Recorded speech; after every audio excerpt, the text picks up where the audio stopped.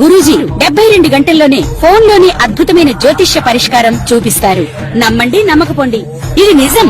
శ్మశాన కాళి రుద్ర చౌడీదేవి ఆరాధకులు నంబర్ 1 వశీకరణ specialist.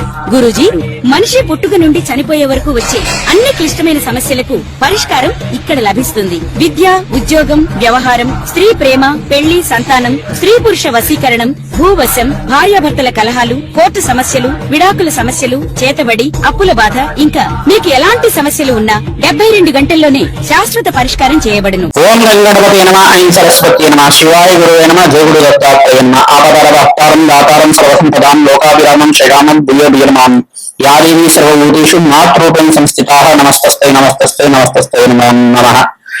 Yeah దేవీ సర్వభూతేషు శక్తిరూపేణ సంస్థితాః నమస్తస్తై నమస్తస్తై నమస్తస్తై నమో నమః. జయ గురు దత్తాత్రేయ నమః. మాతృభ్యో పితృభ్యో ఋషిభ్యో గురుభ్యో నమః. జయ గురు దత్తాత్రేయ నమః. యూట్యూబ్ ప్రేక్షకులందరికీ కూడా నమస్కారం అండి. నేను ఆలపర్తి గురునాథ్ శర్మ, జ్యోతిషం వాస్తు సిద్ధాంతిని.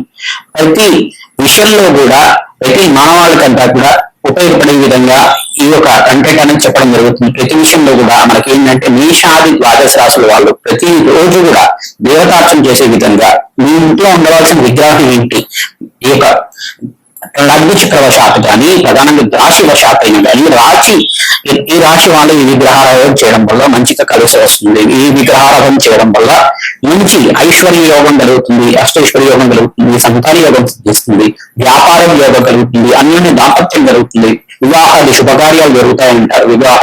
ఈ యొక్క విశేషమైన విగ్రహాన్ని పెట్టుకోవడం వల్ల, ఈ దేవతార్చన చేయడం వల్ల అఖండమైన ఐశ్వర్యోగం సిద్ధించడానికి అవకాశం ఉంటుంది. ప్రధానంగా విగ్రహ ప్రామాణికం అంతా కూడా మనకి పరిహార శాస్త్రంలో చెప్పడం జరుగుతుంది. మనకి జ్యోతిష గ్రంథంలో కూడా చెప్పడం జరుగుతుంది. అంటే ప్రధానంగా చూసుకుంటే కనుక ప్రతి విషయంలో కూడా మీకు కావాల్సిన ప్రామాణికలు అనేది ఉంటాయి. ప్రతి విషయంలో కూడా దేవతార్చన చేసేటప్పుడు కానీ పంచాయతన విగ్రహ ప్రామాణికాలు అని చెప్పేసి ఉంటాయి. శివార్చన చేసేటప్పుడు కానీ పంచాయతన విగ్రహ పూజ అని చెప్పేసి అంటారు అన్నమాట. మరి వైష్ణవ ఆరాధనలో చేసేటప్పుడు కూడా దాంట్లో కూడా పంచాయతన విగ్రహ పూజలు అనేవి ఉంటాయి. ప్రధానంగా చూసుకుంటే సారిగ్రామ పూజ అనేది శ్రేష్టంగా ఉంటుంది వాళ్ళకి. ప్రధానంగా చూసుకుంటే కనుక ఇక్కడ శివలింగారాధన చేసుకోవడం, ప్రధానంగా అభిషేకాది పూజలు చేసుకోవడం, నిత్య వైదిక కర్మల్లో అయితే కనుక నిత్య యజ్ఞాధికతలు ఆచరించడం వల్ల అఖండమైన పుణ్య కార్యక్రమం చేసుకోవడానికి ఆస్కారం ఉంటుంది.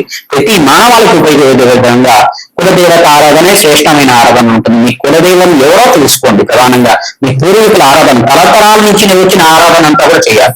మీ పూర్వీకులు అంతా కూడా ఇష్టదేవత ఆరాధన చేస్తారు. కొంతమంది ప్రధానంగా చూసుకుంటే మా కులదైవం అంతా కూడా వెంకటేశ్వర స్వామి అని చెప్పేసి అంటారు. ఆ వెంకటేశ్వర స్వామి కాకుండా ప్రధానంగా కులదేవత అనేది మీ ఇంట్లో కూడా తరతరాలుగా ఈ అమ్మవారిని పూజ చేస్తున్నారు. కొంతమంది గంగాలమ్మ దేవి అంటారు, కొంతమంది పోచమ్మ అంటారు, కొంతమంది ఎల్లమ్మ అంటారు, కొంతమంది మావుళ్ళమ్మ అంటారు. ఏ దేవతను ఆరాధన చేస్తున్నారు నాకంతా కూడా ప్రధానంగా చూసుకోవాలని చెప్పేసి చూసుకోవాల్సి ఉంటుంది. గ్రామ రక్షగా ఉంటుంది అమ్మవారు, ఇంటి రక్షగా ఉంటుంది అమ్మవారు అంతా కూడా. ప్రధానంగా అమ్మవారు ఏ అమ్మవారిని పూజ చేస్తున్నారు, విశేషంగా అమ్మవారి యొక్క చిత్రపటం కానీ అమ్మవారికి సంబంధించిన అవతార రూపంలో ఉండే చిత్రపటం కానీ ఇంట్లో ఉండాలి.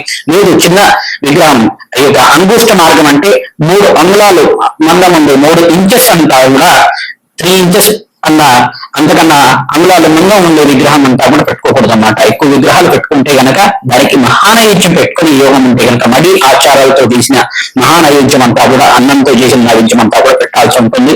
యజ్ఞాది కృతులు చేసే దగ్గర విగ్రహారాధన చేసుకోవచ్చు.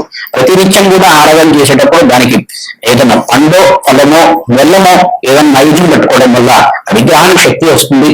ఎక్కువ విగ్రహాలు పెట్టుకోవడం వల్ల దానికి నైవేద్యాలు పెట్టుకోవాల్సి ఉంటుంది అన్నమాట. నివేదన ఎక్కడైతే చేస్తున్నారు అక్కడ విగ్రహ పూర్వజన చేసుకోవడం వల్ల అఖండమైన ఐశ్వర్య ప్రాప్తి జరుగుతుంది. విగ్రహారాధన చేసుకోవడం వల్ల దేవుడు అంతా కూడా నిర్వికార నిరాకార నిర్భయ రూపుడు అన్నమాట. దేవుడికంతా కూడా ఆకారం లేదు. అసలు ఆకారం లేనప్పుడు మనం ఏం చేస్తున్నాం అంటే ఈ ఆకారంలో పూజ చేసుకోవడం వల్ల ఈ విగ్రహంలో మనం ప్రాణప్రతిష్ఠ చేసుకుని మంత్రంతో ప్రాణప్రతిష్ఠ చేసుకుని పూజ చేసుకోవడం వల్ల ఈ విగ్రహాన్ని దేవుడి రూపంగా భావించి పూజ చేసుకోవడం వల్ల మనకి ఆత్మశక్తి కలుగుతుంది, దైవ శక్తి కలుగుతుంది, దైవ చింతన కలుగుతుంది. తద్వారా అంతా కూడా విగ్రహ నామస్మరణ చేయడం వల్ల, దేవత ఆరాధన చేయడం వల్ల, భగవత్ నామస్మరణ చేయడం వల్ల అఖండమైన పుణ్యయోగం సిద్ధిస్తుంది. కోటి యజ్ఞాపతి ఫలితం జరుగుతుంది. తద్వారా ఈ యొక్క పుణ్య కార్యక్రమాలు అంతా కూడా చేయడం వల్ల విశేషమైన పూజలంతా కూడా ఆచరించడం వల్ల వంశాభివృద్ధి కలుగుతుంది, అష్టైశ్వర్య యోగం కలుగుతుంది.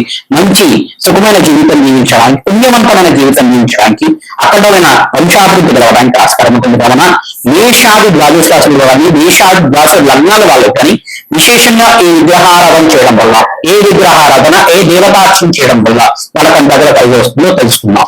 జయ గురు దత్తాత్రేయ.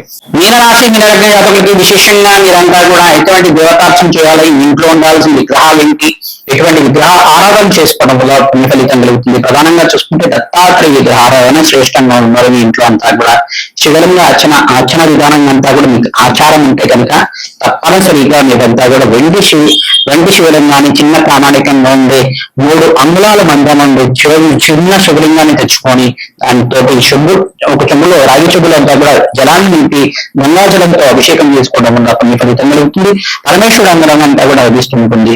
తద్వారా మీకంతా కూడా మహానైవేద్యం లాగా దద్దోజనం గాని, పరమాన్నాన్ని కానీ, పులిహోర కానీ నివేదన చేయడం వల్ల ఎవరైతే కనుక వారంలో 3 సార్లు ఖచ్చితంగా చేయాలి. ప్రతినిత్యం కూడా దేవతార్చన చేసేవాళ్ళు, వైదిక కర్మలు చేసేవాళ్ళు ఖచ్చితంగా అంతా కూడా ప్రతినిత్యం మహానివేదన చేస్తుంటారు. అటువంటి పుణ్య ఫలితం కలుగుతుంది.